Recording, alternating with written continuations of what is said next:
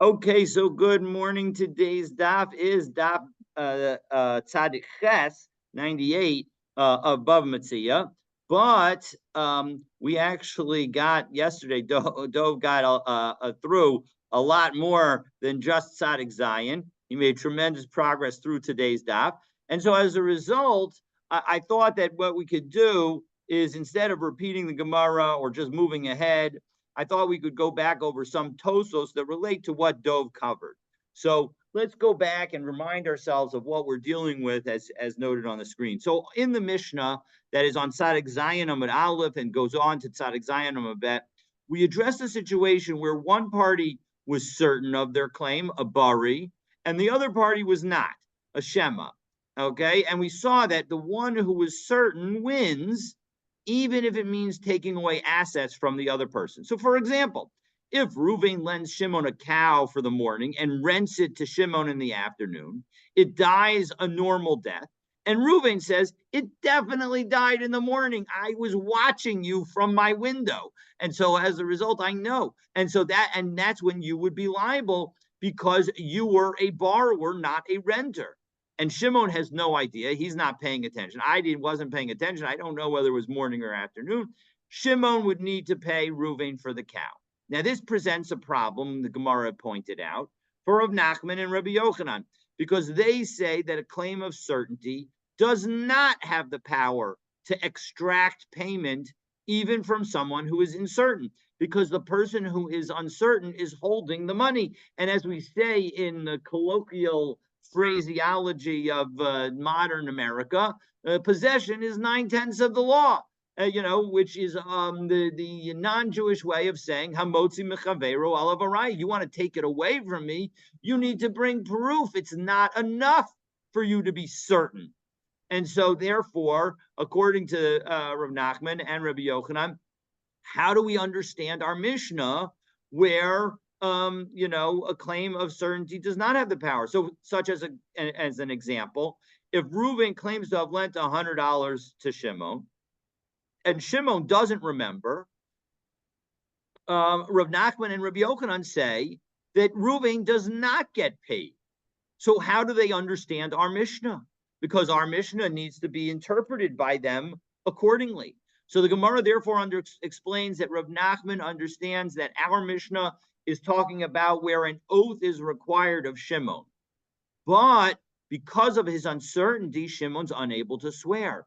So we basically turn this case of our Mishnah into what is known as a moda b'miktsas, a partial admission.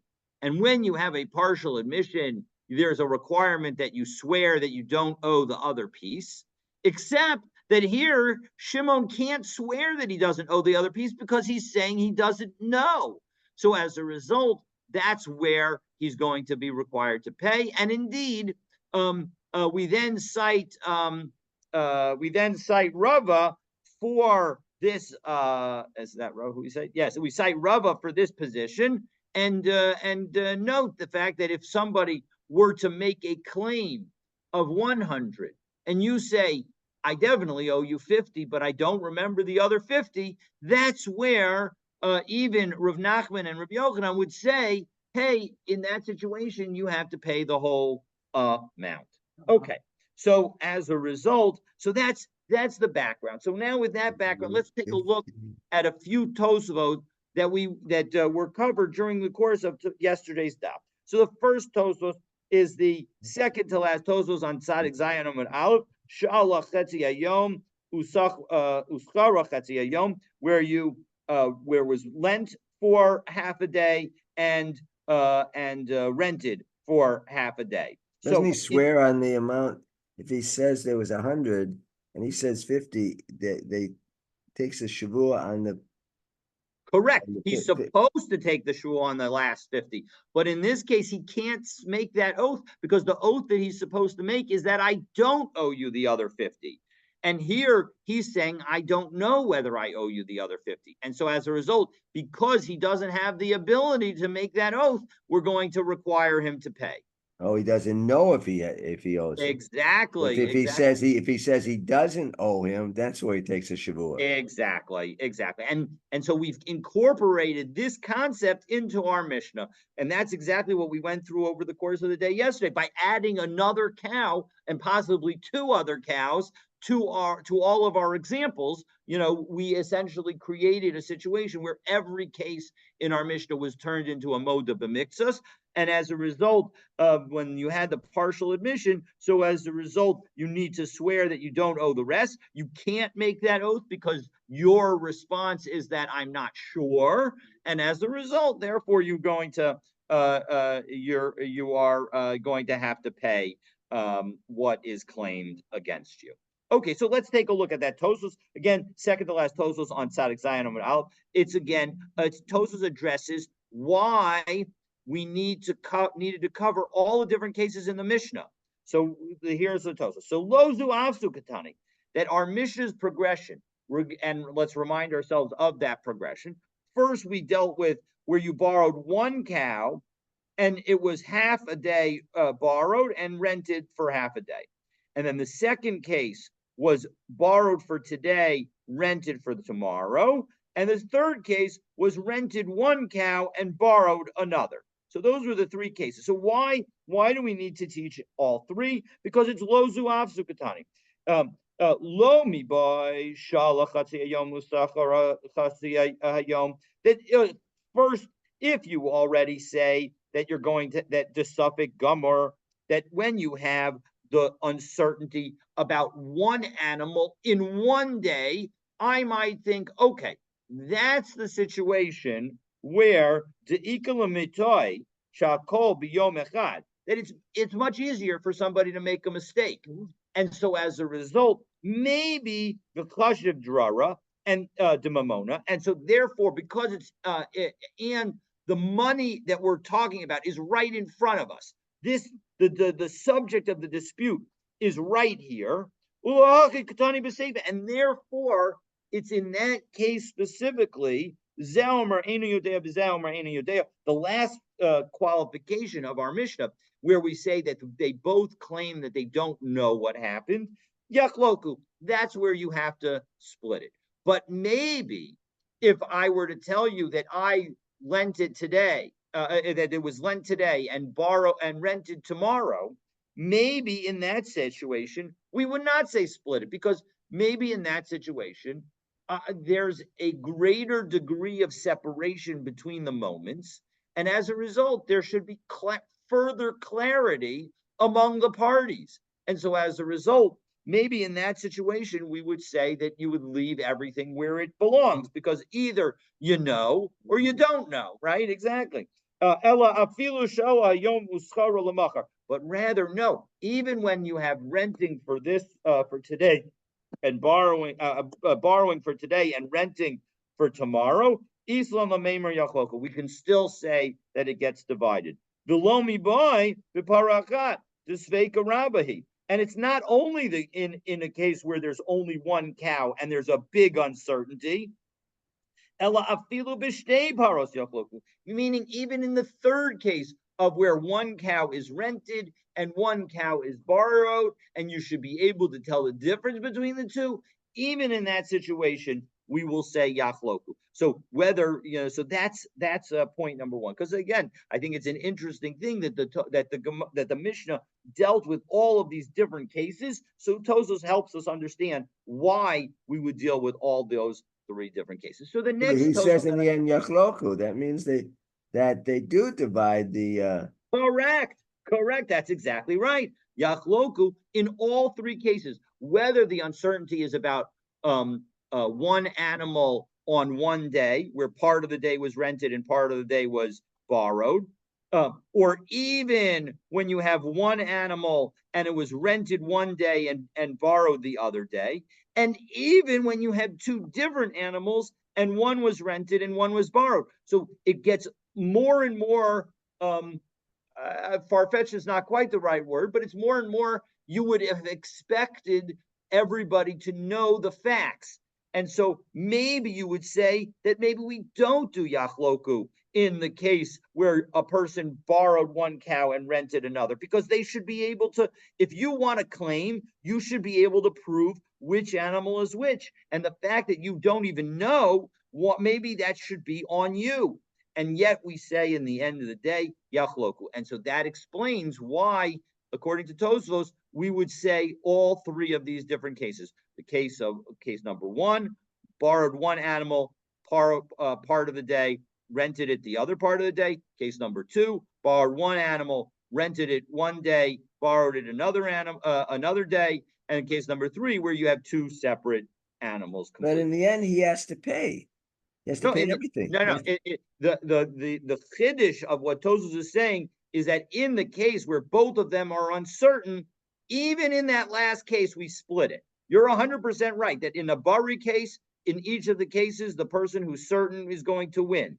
But the point that the Tosfos is making is that the reason that we do the three cases is not about the certainty case. The reason that we teach the three cases in the order in which we are teaching them, it's about the uncertain case, where both of them are uncertain about the facts. And that's why we teach all three cases in our Mishnah. But the Gemara is not talking about uncertainty on both parties. The last case of the Mishnah, we take a look at the last words of our Mishnah, Ze omer eini yodea, v'ze omer eini yodea, yachloku. So Tosfos is saying, when we say yachloku, it is referring to all three cases at the beginning of the Mishnah. So yes, so the Mishnah does, although the Gemara that we learned yesterday, we were going to see the Gemara that talks about that specific case from the Mishnah, the Seifa of our Mishnah. Right. We're going to see that in the Gemara today. But in the Mishnah itself, it talks about yachloku, and that's what the that's only in the case where both of them are Shema. Correct, exactly. And that's why, and so according to Tosfos, we need to teach all three cases of one animal, of one animal on one day, one animal on 2 days, and two animals. All three of those cases need to be taught, because I might not have thought that all three would have the rule of yachloku if there's uncertainty by both parties. Okay, V'hala, so let's take a look at the second Tosfos on Sadik Zayin Amabet. V'hala Omer Eini Yodea Pater. So we mentioned that having already mentioned that certainty would allow the owner to recover from an uncertain borrower/renter. The Mishnah notes that when the opposite is true, meaning the borrower/renter is certain and the owner is not, there's no recovery. But Tosfos wonders, why isn't that obvious? V'im Tomer, the Rav Huna of Rav Yehuda, the Amri Bari V'Shema Bari Adaf. According to Rav Huna and Rav Yehuda, who say that when you have a certainty and an uncertainty, a certainty is better and is going to win. Why did you need to teach this in our Mishnah of Depater, that you would be exempt? Dehashta Baresha, that we already taught in the first part of the Mishnah, Ashmeina Divrei Debari Adif, we already taught that Bari is better. Lahotzi, in order to take money away from somebody. So Kol Shagain Hacha de Lahachzik, so certainly it should be true when it comes to holding on to the money. So Tosfos offers the following answer. Yesh Lomer de Aidi Tana Bereshi Debari Adif Chayev Hashoel, that when we said in the Resha that the Bari is better and therefore the borrower is going to be liable, Tananami Seva de Kihavi Ibcha de Pater Hashoel, that in the opposite case, we're also going to allow the borrower to be exempt. And so really, there's no chiddush according to this first answer of Tosfos. Inami, or alternatively, we could come up with an answer that actually makes the second part of our Mishnah a chiddush, and that we did need to teach that that even in the case of where the certainty is on the side of the person who's holding the animal, you need to you allow that certainty to win, because inami debari demashel adif min bari deshol. Maybe the certainty of the lender is better than the certainty of the borrower, because who has the possession of the animal? The borrower. The borrower has the possession of the animal, and so as a result, we expect the borrower to know the facts.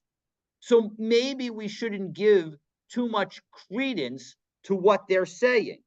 But on the other hand, the lender, when he's certain, whoa, that's telling us something. He must have kept really careful track of his animal, because we don't usually expect the lender to be the one who is certain. And so therefore an uncertainty associated with the borrower is with the lender is more expected than uncertainty with respect to the borrower. And so that's why we actually do need to teach the Seifa. That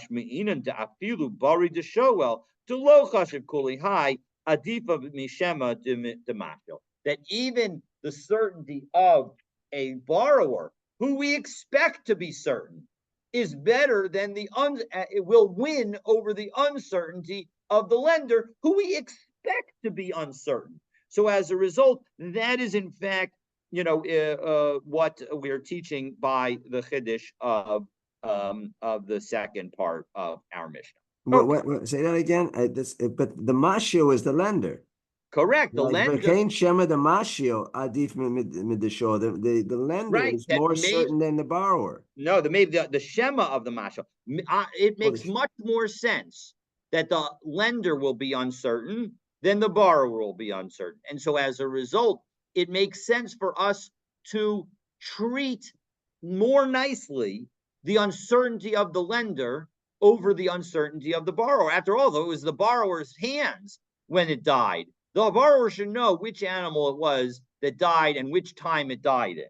So the fact that we are going to allow the certainty of a borrower to win over the uncertainty of the lender is actually a chiddush, because I might have thought that since it makes sense for the borrower to be certain and the lender to be uncertain, maybe we shouldn't be so mean to the lender. We understand why he doesn't know. And yet, we're going to say that no, the certainty of the borrower is going to win over the uncertainty of the lender to allow the borrower to keep his money. Okay, so But in the end, don't we say that the borrower has to pay? That's the first case of our Mishnah. Remember, now we're asking the question of Tosos was why in the second case of the Mishnah, when the borrower is the one who's certain and the lender is the one who's uncertain, why in that case do we even need to teach it? Isn't it obvious that the borrower will win in that case? And the answer is maybe it's not so obvious. So again, two answers that Tosos offers. Again, Tosos offers answer number one, that it's not actually teaching us any chiddush. And answer number two is no. The question is what would we expect? Who is breaking expectations? And maybe you require a breaking of expectations in order to allow victory. And the answer is no. We will allow even the maintenance of expectations. We would expect that the borrower would know for certain what happened. And we would expect that the lender would be uncertain about what happened and when. And yet, we're going to allow the certainty to still win in that case. That's the Tosos's conclusion. Okay, so that's Tosos number 2 from yesterday. No, Tosos number 3. Lema to have to yufta. So now we're going to do the next Tosos on Tzadik Zion Rabet. And the Gemara wondered whether our Mishnah could be a counterproof to Rav Nachman. Remember, that was the question. How can Rav Nachman say that that Bari Vishema, we don't say Bari Adif, we say Hamotzi Mechaberu Alavaraya. How can he say that given we have our Mishnah? But Tosos notes that you don't have to, if there's a simpler answer to Mishnah, is not a counterproof to Rav Nachman. We said during the course of what we learned yesterday that our Mishnah is like Sumchas. After all, he's the one who says that when you have two Shemas, you do Yachloku. When there's a suffix, you do Yachloku, you divide it. Because according to Sumchas, you don't follow Chazaka. If we followed Chazaka, we would say in a case of uncertainty, leave the money where it is, not divide it. The Islay Mammon Hamuto Basafik Cholkin, because he's the one who says that you leave it, that you divide money that's uncertain. Ulahachi Lidide Ki Ika Bari B'Shema Havi Bari Adif Afiu Lahotzi. And he's the one who says that when you have an uncertainty and you have a certainty, that you're going to allow the certainty to take it away. Because after all, he's saying there's no real chazaka there. For Rav Nachman Karabanan. And Rav Nachman can simply hold like the rabbis. De Islahu Hamotzi Mechavero Olav Haraya. That's what the abbreviation stands for. Inami, Rav Nachman Asi Shaper Kisumchas. And again, you could either say that Rav Nachman is like the rabbis who disagree with Sumchas and says Hamotzi Mechaber Olav Araya, or you could even say that Rav Nachman is like Sumchas, Demoda Sumchas, Heka Deleka Drara de Mamona, de Hamotzi Mechaber Olav Araya. That when there isn't any specific money at issue to point to, so then you would say Hamotzi Mechaber Olav Araya. Now, here we have money to point to because there are the animals. There's the dead animal and potentially a living animal or whatever, but the animal itself you can point to. So the Yesh Lomar. But Shimchas, didn't he say that we're saying about Yochloku? He says the Islay Mammon Amuta Besavek Hokim, right? Yes, exactly. That's why we say that this Mishnah is like Sumchas. So given that we said the Mishnah is like Sumchas, why do we have to say that Rav Nachman is so difficult? We have a couple of different ways that we could easily explain Rav Nachman, either according to the rabbis or according to Sumchas. The Yesh Lomar, but rather Tosas actually teaches us a key aspect of Sumchas's teaching. Sumchas de Islay Mammon Amuta B'Savik Chokim Have Keilu Tarbayu Muchzakin Bo. That actually, when Sumchas says that money that's uncertain we divide, it is because the money that's uncertain, because there's an aspect of being able to point to the money, because it's mamona, drara de mamona, we will say that both people have a chazaka in it. The keva until today, ahani bari neged shema, v'chayev hakol. And since, according to Sumchas, when you have a bari opposite a shema, we say that you're obligated to pay the whole amount to the person who's certain. So as a result, hachinami havalela meimer l'rabanan. Maybe we would say that according to the rabbis also, da'ahani nami bari neged shema l'kol hapachot lomar sheyach loku. I might think that even the rabbis would agree with our Mishnah that when you have a bari against a shema, you would say yachloku. So as a result, even in the machlokas between Sumchas and the rabbis, you could say that our Mishnah is like both of them in the earlier part, and therefore causes a problem for Rabbi Yehuda, causes a problem for Rav Nachman and Rabbi Yochanan. All right. So is he saying in the end that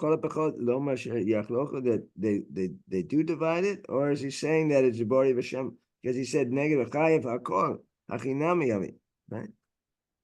Second. So well, I'm confused by the conclusion here. Second. He says,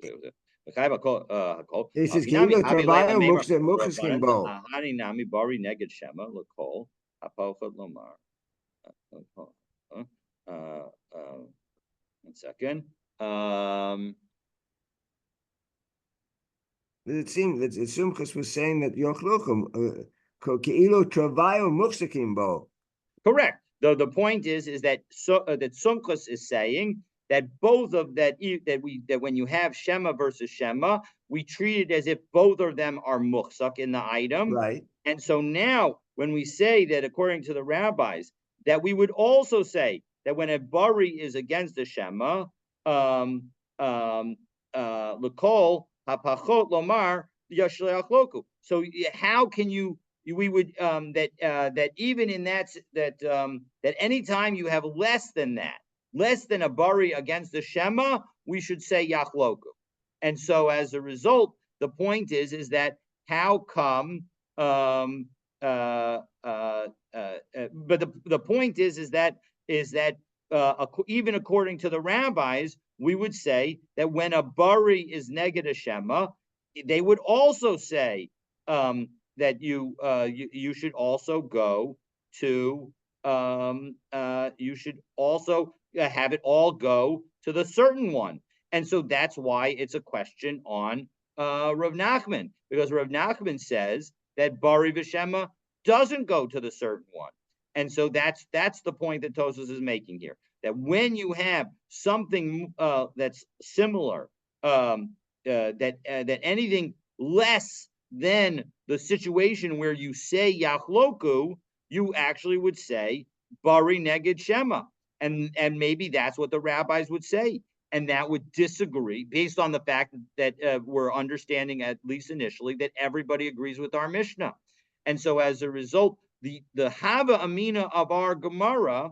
is that everybody agrees with our Mishnah, that even the rabbis agree with our Mishnah, and that our Mishnah is not only sumchus, and that's why we have the question that we have on Rav Nachman.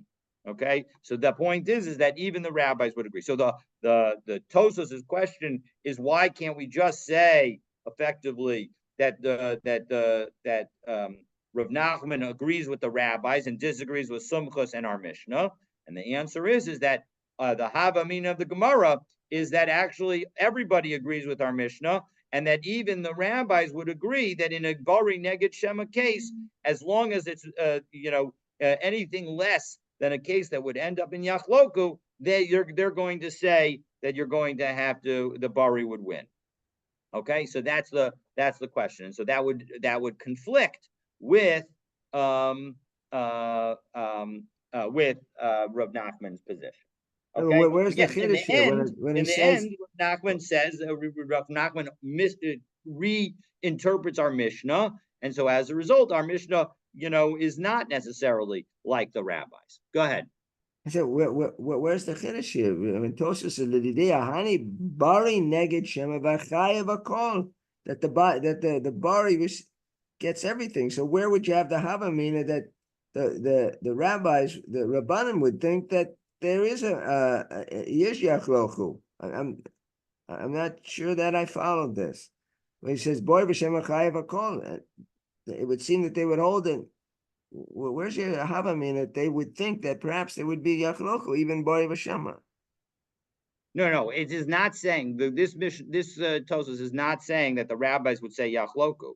The point is that when you have something less than what you would say in a case of Yachloku, the Kol Pachot Lomar Sheyachloku, anything less than where you would say you divide it. So the point is that my understanding of this is that it's saying that no, because the rabbis disagree with Sumchus. The rabbis say that in the case of Suffolk and Suffolk, you don't say Yachloku, you just leave it where it is.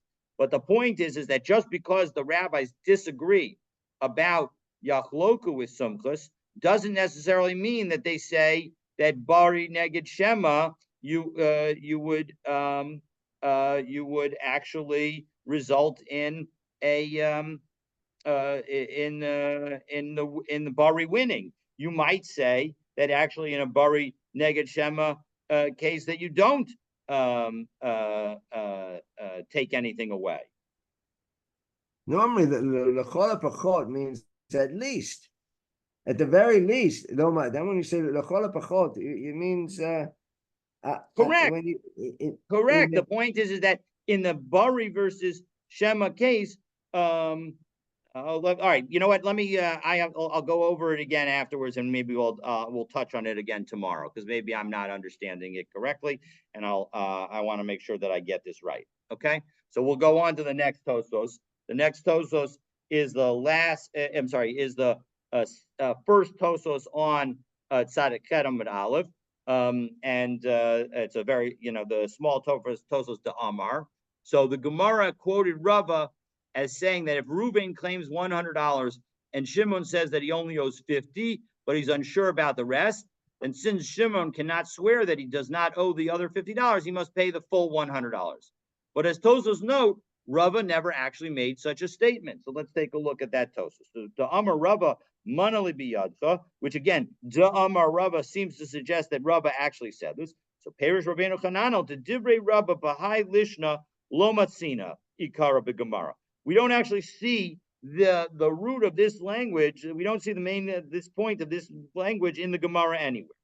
Umiu Kabbalah Rabbeinu. However, we understand from our teachers Ikara Bepera Kol Nishban that actually the key element of this is in the Parakol Nishban Shvuas Daf Mem Zayin Amud Aleph. Da'amar Rava Kivase the Rebbe Abba, that Rava agrees with Rebbe Abba. The Mistavra Mitoch She'enu Yachol Lishba Mishalim, who says that what's the logical understanding of a particular case that's being dealt with there is that when you're not able to swear, then you're going to have to pay. And so that's the source. So even though it sounded from from when we learned this yesterday that it was Rava who said somewhere else that this was in fact the case, it's not actually a statement of Rava, but in any event, it's a statement that Rava said, agreeing with Rebbe Abba. Okay, so those were the tosos that I wanted to do, and so that brings us to the Gemara that we got to yesterday. So we're now at the 2 dots on the 10th line of Tzadik Kedem Bet 98b1. So Zelmer Eini Yodea v'Zelmer Eini Yodea. So both of them are saying that they don't know what happened. So what's so that's the situation when we say Yachloku. So Hamani. So who is this? And this is exactly the point that we were citing in that Tosos. Again, I'll go over that Tosos and make sure I understand it correctly and report back tomorrow. So Hamani, I think yesterday we ended at Ze Omer She'ula v'Ze Omer Shechura. All right. Well, he said to me that he got to the 10th line, but all right. So we'll go back and we'll do that too. So Ze Omer She'ula v'Ze Omer Shechura. So Yishava Socher Shesakura Mesa. So then the renter needs to swear that the rented cow was the one that died. V'amai Mashatanu lo hodalo, umasha hodalo lo tanu. 1 second. What the person who was claiming was not actually the item that the person admitted to, because the one is saying that the borrowed cow died, and so you owe me for this cow, and the other one is saying no, the rented cow died, and I don't owe you anything. So essentially, there's no moda b'mikzus at all, and so as a result, why should there be any kind of shvua here whatsoever? So Amar Ula al Yadei Gilgal, that the reason that the shvua has to happen is because there's the concept of a rolling shvua, meaning that once you have to swear for something, we're going to make you swear for something else. Damar lei ishtabali izu mihat de kedarka mesa. You at the very least, you need to swear. Now, when you say that the rented cow was the one that died, you need to tell me that it died naturally, and you owe me a shvua for that. Migu de mishtaba de kedarka mesa, mishtaba nami de skura mesa. So now that you have to swear to me that in fact it died naturally, you should also swear to me that it was the rented one that died and not the borrowed one. Okay, so that brings us again, Zeomer Eini Yodea, Zeomer Eini Yodea.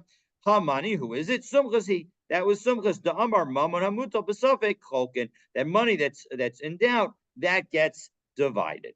So by Rabbi Abba Bar Mamel, so Rabbi Abba Bar Mamel asks, Sha'ala Babalim. So we're going to have a series of 4 questions, and then of course we're going to end up answering Teku to all of them. So question number 1. If you borrowed the animal with the owner, and then skara shalobabalim, and then immediately upon the conclusion of the rental, or maybe even there's an overlap, there's a debate about among Rishonim exactly what the story is, but it's clear that we're not talking about where the animal was returned.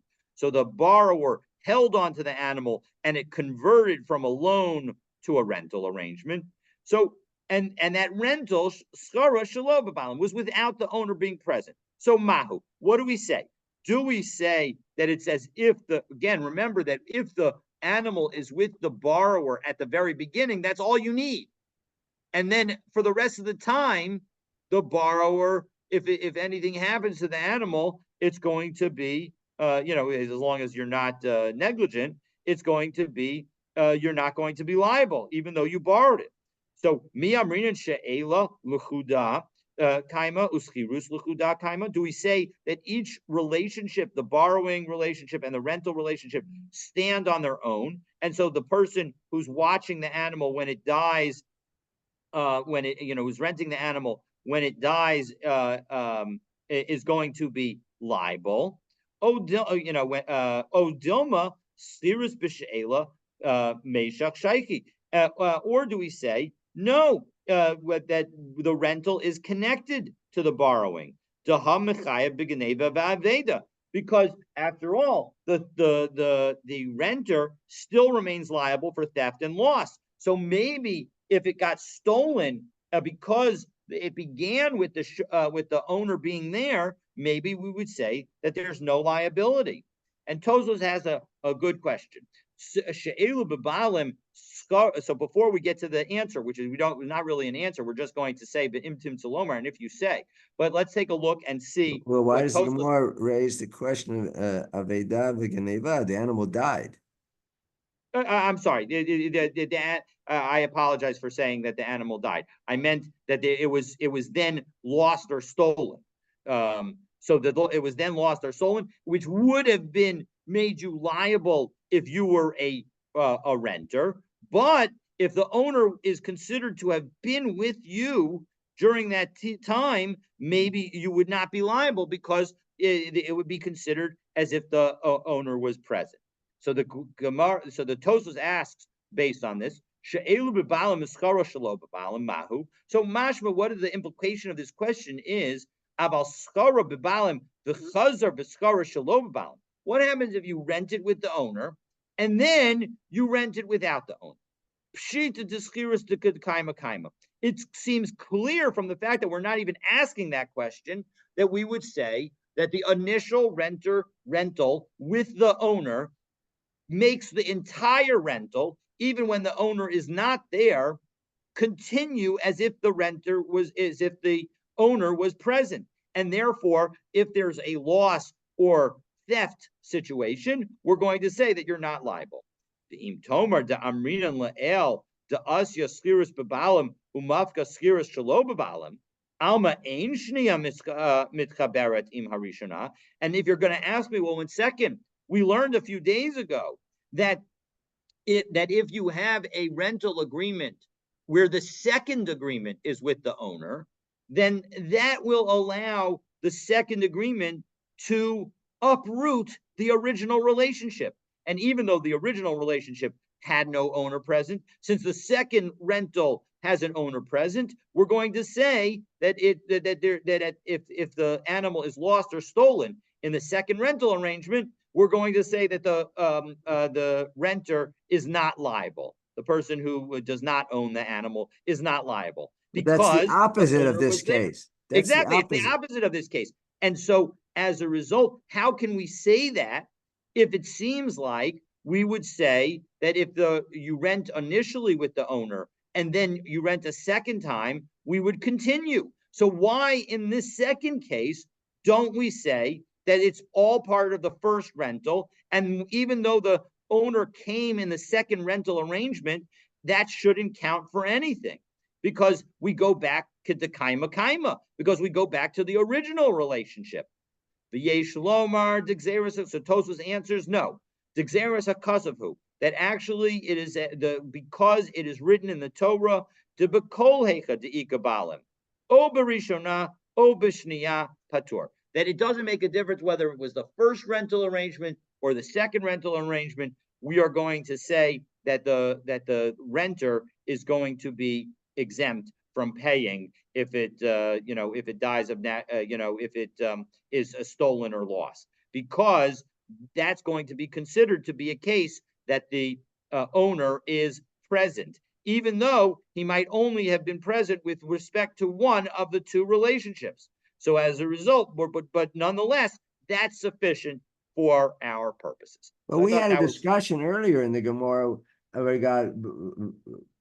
in this whole topic of Balim Imo, that the Baal has to be involved, according to at least one side, the Baal has to be involved with the exact type of work that the renter or the borrower is doing. That if the Baal is standing on the side in the back room, even though he's in the vicinity, but he's not actually doing the work of the renter, and then the renter would be chayav, right? Yes, we did see that opinion, but even if you were to say that the halacha is like that opinion, and I'm not sure that it is, we're dealing with a situation where he was involved initially or during the second arrangement. The point is that the question is the partial involvement. Remember, it's he can it's what matters is the beginning of the relationship. It does not necessarily matter that that he be involved at the moment that something happens, the moment of the theft, the moment of the loss. Doesn't have to be at that time. Once he gets involved, that's the renter slash borrower is going to have the exemption of Bali. And so as a result, you may, again, even if you are correct that we were to, even if we were to highlight the opinion that you have to do the work with the animal, that it doesn't mean that the work has to be done with the animal at the time.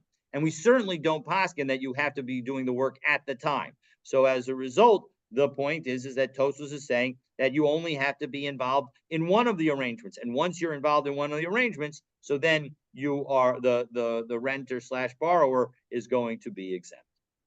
Okay, so now, again, our first case is you borrowed and then you rented. And so maybe we would say imtim salomar schira b'she'ela meshach shaiki, that we could connect the two. And indeed, that's how I believe the Rambam paskins, that we would connect the two. Schara b'balim she'ela shalobalim. What if you did it in the opposite order? Because the opposite order is important, because remember that in the second case, now you're increasing the scope in which you would be liable, because the renters are liable only for loss and theft, and of course negligence, whereas a borrower is subject to any kind of onus. So mahu, what would be the law? She'ela b'schirus vaday lo shaycha. Do we say that they're definitely not connected? Odilma cave and the shaycha b'mikta, since they're partially connected, because you're still liable in both situations for loss and theft. We'll just treat them as if it's all the same. And imtim salem or lo amrinan. And if you say that we don't connect the two, we don't say that just because it's partially connected, it's fully connected. What if you do the following? What if you borrow it, and then you rent it without owners, and then and then you go back to borrowing mahu? So again, it's like our first case, except that we go back to the borrowing, and what happens is going to be in the third a period where the cow dies of natural causes. During the second borrowing, during the third period, are we going to apply the bala emo exemption? Do we say that that if the owner is with the animal, then or with the renter, then we're going to say that it's not that he's not liable? Exactly. And hadar asya la she'ela dodukta. And we do we say that the borrowing comes back to its original place? Odilma apsika la skirus bani bani, that really the rental interrupts, and there's a separation. And not only that, but then skara bebalim ushela v'chazar uschera mahu. And then similarly, if we could ask the same question where you rent and then you borrow and then you rent. And again, the initial rental is with the owner, but then when you rent it again, you do it without the owner. So, but there's a borrowing in the middle. Do we say mi amrin and asya la schira dedukta, that the original renter comes back? Because again, Tosfos highlighted that if we had the two rental arrangements in a row, we would certainly say that it was connected. So mi amrin also skiris dedukta, that the rental comes back to its place. Odoma apsika she'ela beni ubeni, that actually the borrowing interrupts it and it separates it. So those are the four questions, not the four questions of Pesach, but these four questions and Teku. We end up saying that we are unsure. They will not be resolved. Okay, so that brings us to the next Mishnah. And the next Mishnah addresses responsibility for objects in transit.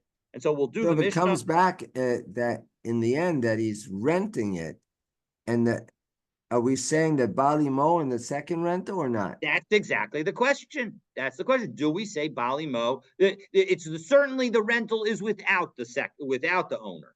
But the question is, do we say that we can look back to the original rental arrangement that had the owner there, or do we say no, it's a brand new rental arrangement, especially because there was borrowing in the middle? Oh, so in the second case, the Baal is not with him. The Correct. renter, I mean the owner is not with him. Correct.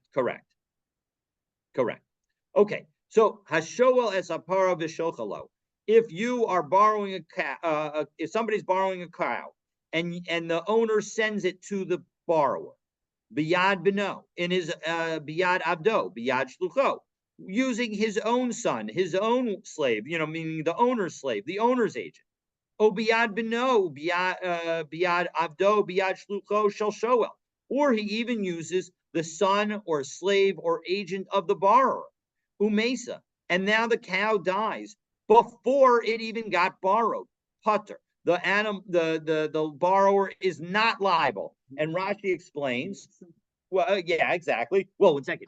It's not so clear why, if I'm lending it to you and I send it to you with somebody who's your agent, why shouldn't you? Who was the agent of the So that's the lender. first group, right? The first group is the agent of the lender. The son of the lender, the slave of the lender, and the agent of the lender. But even if I send it with your son, your slave, or your agent, the borrower's agent, Stories. the two different stories.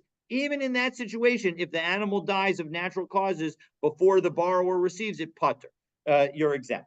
Okay. But Shaliach Kamoto, don't we say Shaliach Kamoto? Excellent question. So let's take a look at Rashi. O biyad beno, biyad abdo, o biyad shlucho shel shoel umesa pater. So Rashi says, first wide line on Sadachet Bet, im mesa b'derech, if it dies on the way, pligi ba rabba b'rav chisda b'hagozel kama. You may remember, I didn't remember, but you may remember on Daf Kuf Dalid of Baba Kama, we had this machlokas about this Mishnah, because we were all perplexed at the time. How come you're not going to? How come the borrower is not going to be liable if it was sent with the agent of the borrower? So Rav Chisda mitaretz lo lahai shlucho de shoel, that when the Rav Chisda explains that when we say that we're sending it with this with the agent of the borrower, the masnisin of our Mishnah, bischiro ulakito shadar bebeto. We're talking just about an employee.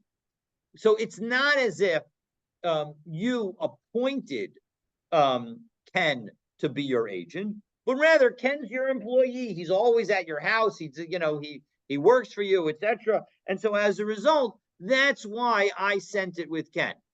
And so as a result, he's not truly your agent, and therefore that's why you would not be liable until Ken actually brings you the animal. Aval ein edim shehu shlucho. There's no witnesses that you appointed Ken as your agent. De'iga edim havi shliach. Because if there were witnesses, he would be your shliach. V'chayev, and you would be obligated. Hashoel Bonson, you would be obligated for any kind of unavoidable mishap that happened in the way. Mishum masrulo, as soon as I, the lender, gave it to him. And Rabba says something different. Rabba said back then, afilu asau shliach be'edim. No, even if you made Ken your agent with witnesses, lav shliach hu lahitchayev. He was never made obligated to be your agent in order to make you chayev al yedei onsin, to make you chayev for any kind of unavoidable mishap. Dahaki kamarlei. This is inish. This is what you were effectively saying to me. Inish mehimnahu. Ken is a trustable guy. And so as a result, so bias shudder. And if you want to send with him, you can send with him. But I am not taking liability until it gets to my hand. So that's case number one. Case number one is it's not the borrower is not liable until it gets there. Case number So whose agent? He's living in the house. So whose agent is he then? He's nobody's agent. He hasn't been formally appointed, according to Rav Chisda's explanation. So he's just living in the house, and he takes the animal. And I send with the person who's living. I send the person. I send my animal with the person who's living in your house to you.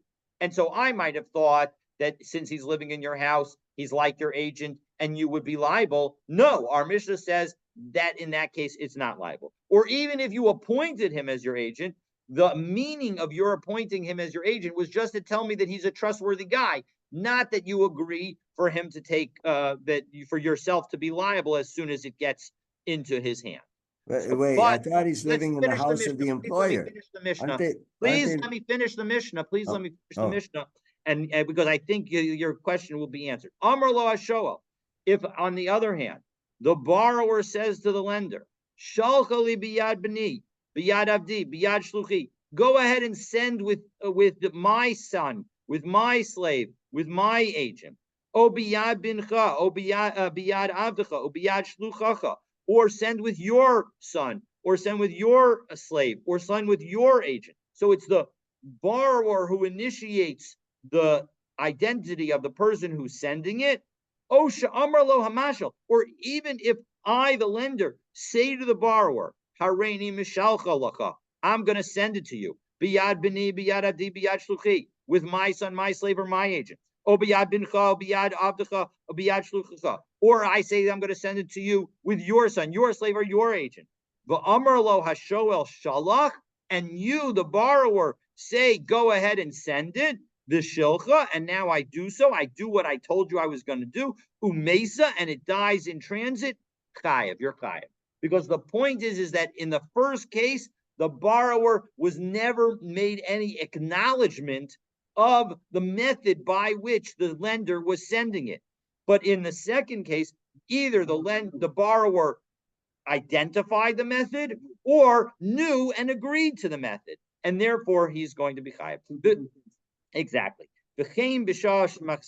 And similarly, the reverse happens. And Rashi explains, Im shalach hashoel biyad beno v'avdo o shlucho o biyad avdo v'shlucho shel mashel. If now you as the borrower send the animal back to me using your own slave, your own son, your own agent, or you send it with my slave or my agent or my son, lo yatsa mirshuso shel shoel. It does not leave your possession. You're still liable for anything that happens in transit until it comes into my hand. However, and therefore, if it dies along the way, you as a borrower would be liable. But Amrlo Hamashil Shalchali, but if I go and tell you to send it to me, or you tell me that you're going to send it to me, and Ba'amrle Hamashil Shalach, and I tell you, go ahead and send it. Vishalcha umesa pater. And then in that case, if it would be not liable. So now I'm going to finish. Now that's finished. And so if you still have your question, Ken, I'm happy to take it. I was just thinking about this fellow who's living in the house. Does he living in the way I initially understood is that he's living in the house of his employer. Yes, that's exactly right. He is a long-term employee, and therefore you would expect that would be a good person, that would be trustworthy and able to be sent with. And I might have thought that liability would pass immediately. After all, he's your worker. You should be responsible for anything that happens while the animal is in his possession. And we say no. You're not liable unless you agree for it to be sent with that worker. Unless in that case, the borrower agrees to be. Exactly. Unless the borrower agrees for it to be sent, then the borrower will be liable immediately. And similarly, when the borrower sends back the animal with the worker of the owner, if he agrees, he'll be then it's as if it's returned as soon as it goes to the hand of the worker. But if the owner never agreed to it, even if you send it with the owner's worker, the liability will not conclude for you, the borrower, until it gets to the hand of the owner directly. Okay, so that's where we're up to. And so now the Gemara is going to pick up by wondering how the borrower could ever be liable if the lender uses his own slave. The slave's hand is like the hand of the master. So even if I tell you, as if I'm now the borrower, and I tell you, go ahead and send it with your slave, you're sending it with your slave. Your slave is like you. It's like it's still in your hand. How could I be liable for that? That's the question that we're going to begin with, God willing, on tomorrow. Wait, who's the I in this case? Who's liable? Say that. So if I'm the lender, right? It doesn't make a difference. We'll stick with me being the lender. So I'm the lender. You're the borrower. I send you the animal with my slave, and you told me to go ahead and send it with your slave.